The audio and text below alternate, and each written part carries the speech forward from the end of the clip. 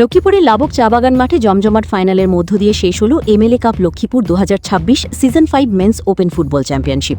প্রতিযোগিতায় অংশ নেয় মোট 355টি দল। ফাইনালে লাবক জিপিকে 3-1 গোলে হারিয়ে চ্যাম্পিয়ন হয় ফুলেরতল মার্কুলিন জিপি।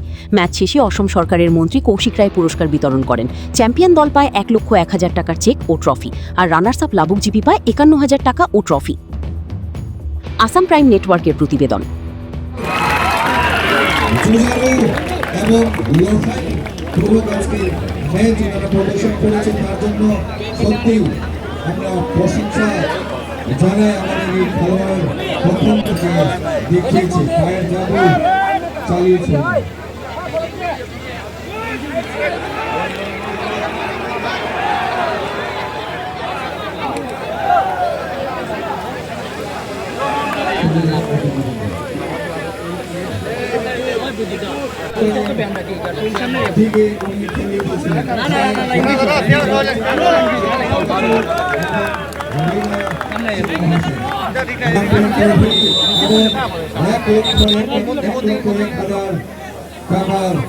চেক উপহার স্বরূপ তুলে দিচ্ছে বিধায়ক শ্রীযুক্ত কৌশিক রায় মহাশয়।